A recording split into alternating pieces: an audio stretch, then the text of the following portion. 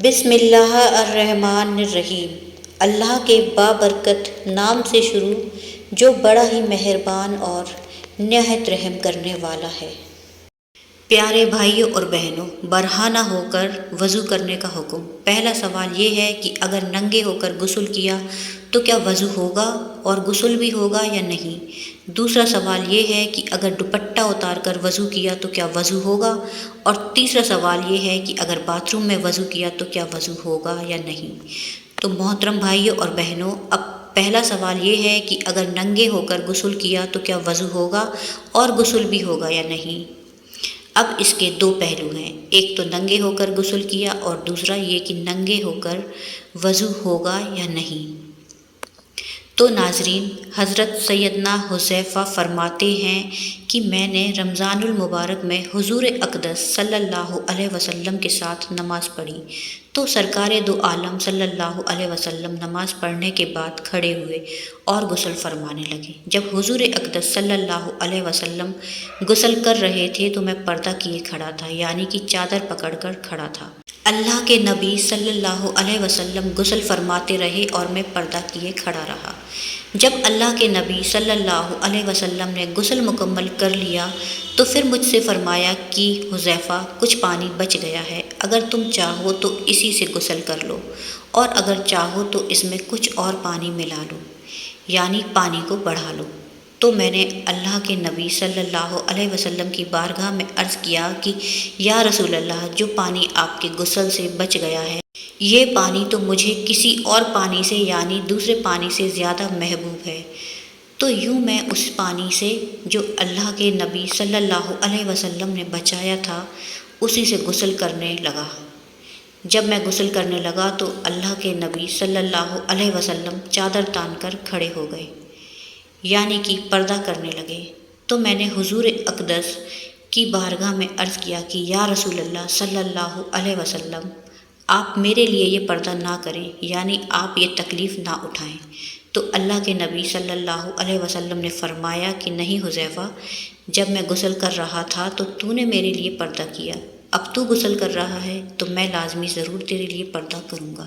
تو یہ ننگے ہو کر غسل کرنا ہے یا پھر اس کے جو مسائل ہیں، یہ اس وقت کا تھا جب تک ہمارے یہاں باتھ روم یا ٹوائلٹ کا رواج نہیں آیا تھا، یعنی لوگ باہر نلکے کے نیچے نہاتے تھے۔ اسی طرح دیہات میں ہوتا تھا اور اسی طرح شہروں کے اندر بھی نلکے کے نیچے نہایا جاتا تھا، اور جہاں نلکا لگا ہوتا تھا اس کے چاروں طرف کوئی چار دیواری نہیں ہوتی تھی، یعنی کہ پردہ نہیں ہوتا تھا۔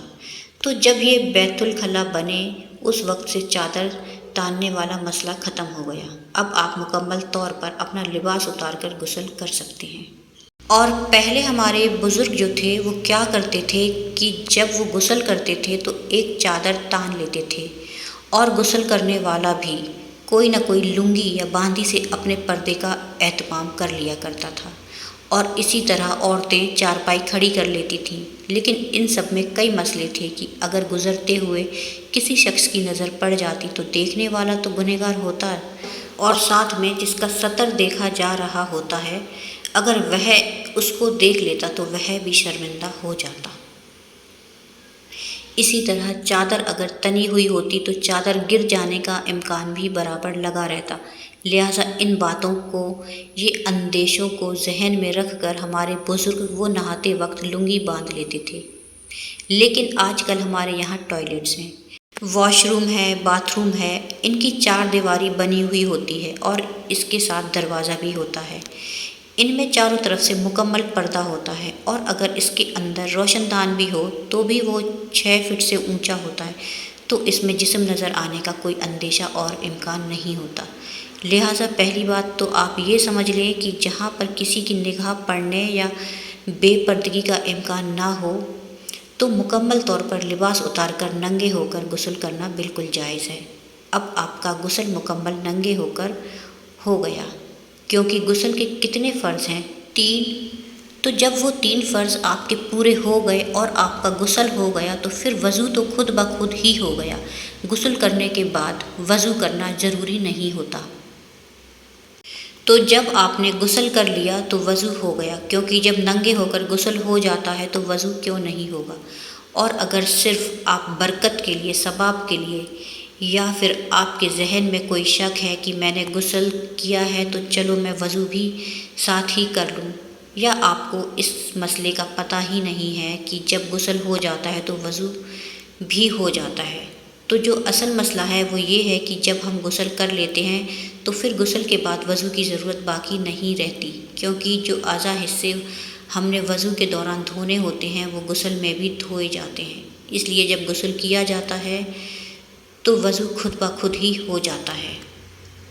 لیکن بعض لوگ ابھی بھی پہلے غسل کر لیتے ہیں پھر وضو کرتے ہیں۔ اگر کچھ لوگ ثواب کی نیت سے کرتے ہیں تو وہ کر سکتے ہیں، لیکن یاد رہے کہ جب آپ نے ایک بار غسل کر لیا تو پھر آپ کو دوبارہ وضو کرنے کی ضرورت نہیں ہے۔ بہرحال جو پہلا سوال ہے کہ اگر ننگے ہو کر غسل کیا تو کیا وضو ہوگا یا نہیں، تو اب یہ بالکل واضح ہوگا۔ اب دوسرا سوال یہ ہے کہ اگر دوپٹہ اتار کر وضو کیا تو کیا وضو ہو جائے گا؟ ناظرین دیکھیے، آپ نے دوپٹہ اتار کر وضو کیا ہے تو وضو 100% ہو جائے گا۔ عورت کے سر پر دوپٹہ ہونا یا نہ ہونا، اور اسی طرح مرد کے سر پر ٹوپی ہونا یا پھر نہ ہونا، یہ وضو کی شرائط میں سے نہیں ہے۔ واش روم یا بیت الخلاء میں سر ڈھانک کر جانے کو اس لیے بولا جاتا ہے کہ مثال کے طور پر اگر آپ کو اللہ تعالیٰ نے بڑا گھر دیا ہوا ہے اور آپ نے وضو کے لیے باہر جگہ بنائی ہوئی ہے تو ایسی جگہ عموماً خواتین اپنا دوپٹہ اتار کے لٹکا دیتی ہیں اور آرام سے سکون کے ساتھ وضو کر لیتی ہیں، تو اس میں کوئی مذائقہ نہیں ہے۔ اسی طرح مرد حضرات بھی بغیر سر پر ٹوپی رکھے وضو کریں تو وضو کر سکتے ہیں۔ آپ لوگ مسجدوں میں دیکھیے کہ 90% لوگ ننگے سر آتے ہیں اور وہ اسی طرح وضو خانے میں وضو کر رہے ہوتے ہیں۔ لہٰذا جب مردوں کا وضو ہو جاتا ہے تو عورتوں کا وضو کیوں نہیں ہوگا؟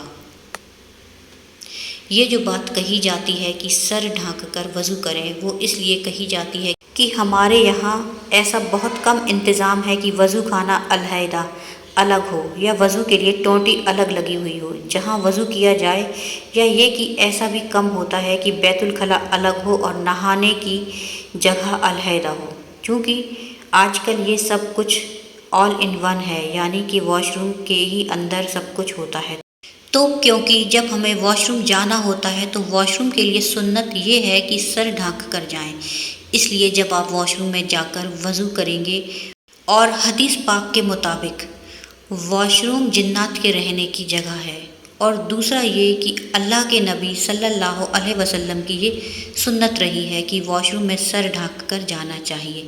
لہٰذا اس عمل کا فائدہ یہ ہوگا کہ اگر آپ واش روم جائیں اور آپ کو استنجا پیشاب کرنا پڑ جائے تو آپ رفع حاجت کے لیے بیٹھ جائیں، تو پھر کیا دوبارہ دوپٹہ یا ٹوپی لینے کے لیے باہر آئیں گے؟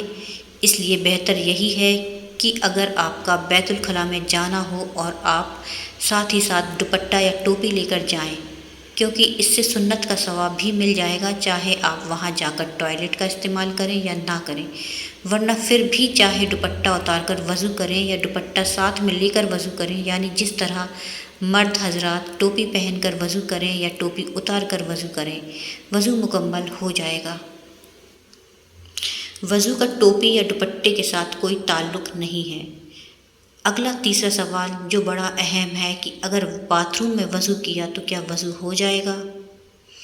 تو ناظرین، وہ باتھ روم جس میں صرف WC لگا ہوتا ہے یا کموڈ لگا ہوتا ہے اور اس کے علاوہ کوئی انتظام نہیں ہوتا، تو ایسی جگہ وضو نہیں کرنا چاہیے۔ لیکن ایسی صورتحال عموماً طور پہ ہمارے گھروں میں نہیں ہوتی کہ جہاں پہ صرف WC لگا ہو یا کموڈ لگا ہو، کیونکہ اس کے ساتھ ہی بیسن لگا ہوتا ہے، ٹوٹی لگی ہوتی ہے، وضو کی جگہ ہوتی ہے، اور دونوں کے درمیان میں عموماً طور پر شاور بھی لگا ہوتا ہے۔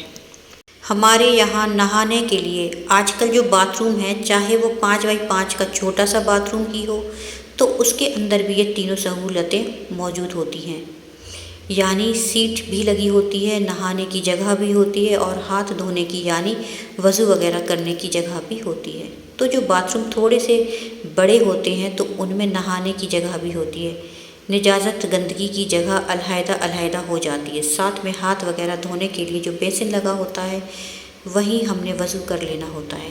لیکن کیونکہ یہ علاقہ ایک ہی ہوتا ہے، واش روم ایک ہی جگہ ہے، تو یہاں کے اشکال پیدا ہوتے ہیں کہ اگر باتھ روم ایسا ہے کہ جس میں نہانے کی جگہ اور ٹوائلٹ کی جگہ الگ الگ ہو اور پردہ لگا ہوا ہو اور بیسن بھی علیحدہ ہو، تو پھر تو یہ بہت ہی اچھی بات ہے۔